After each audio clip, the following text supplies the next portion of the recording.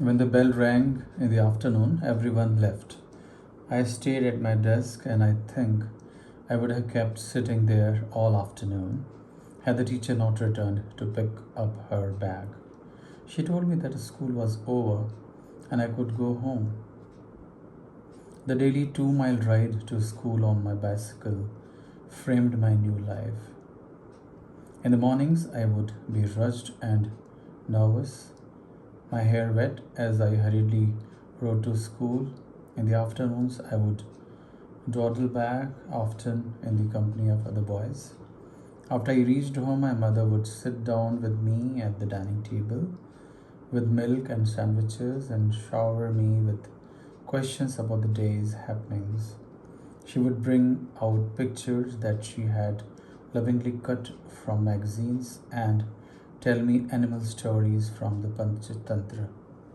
I liked hearing them again and again, and she kept on her lively prattle till my father returned from work.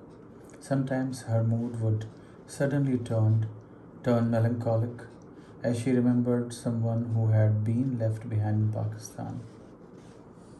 There was nothing striking about my school life. I played during recess, worked in the study periods, paid attention in class, enjoyed sports, and managed to stay comfortably in the top half of my class.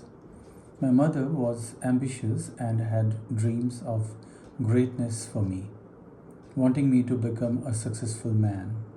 She especially wanted me to speak and write English well, even though our politicians exhorted us daily to shed our unholy attraction to the colonial language. The English that I grew up speaking was a new idiom that was quietly emerging under the bright Indian sun inside our English medium schools across the country. It was more confident, less imitative than the speech of the earlier generations of Indians.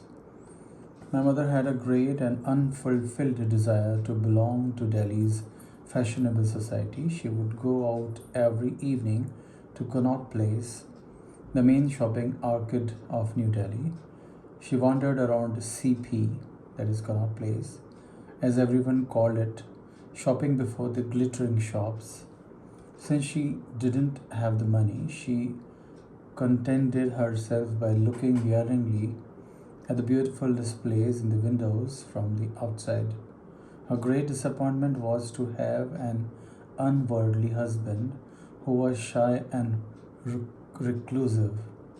She wanted to dress up and go to glamorous parties, but he was happy with his own company. He loved his work and was totally absorbed in it.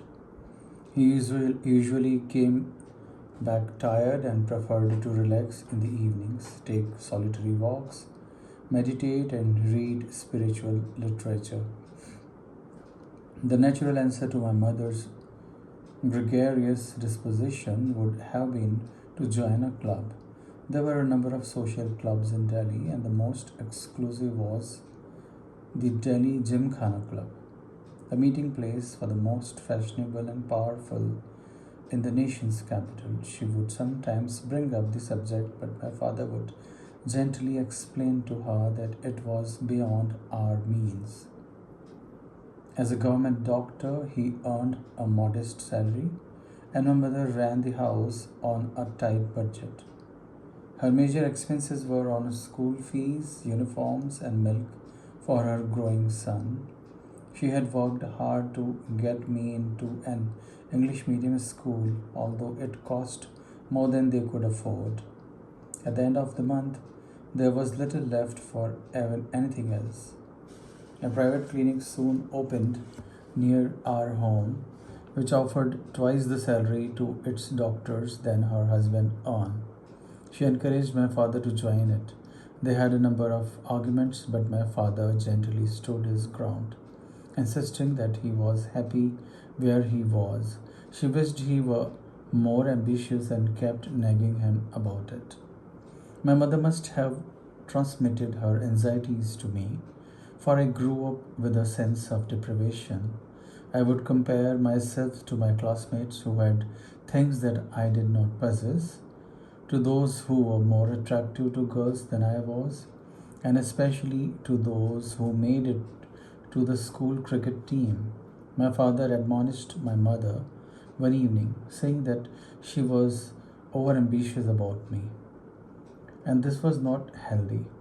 He said children come through us, not from us, and parents are only a medium by which life expresses its longing for itself. So, our children are not our children. What a peculiar idea, exclaimed my grandmother, who was visiting us at the time. Ignoring the interruption, my father went on to explain that a jiva, soul, before it takes birth, is neither male nor female, but is drawn to parents with certain personalities suitable for its own growth. Once it finds such an environment, it chooses to be from there, born there. Children come with their past karmas and destinies to fulfill, he said, and we should not impose our desires on them. They are guests in our home. We should love them but not try and fulfill our dreams and ambitions through our children. My father did not convince either my mother or my grandmother and went out for a walk. Both mother and daughter looked at each other with a resigned expression that said, "What else did you expect?" My mother's mother always thought that my father was a bit cracked.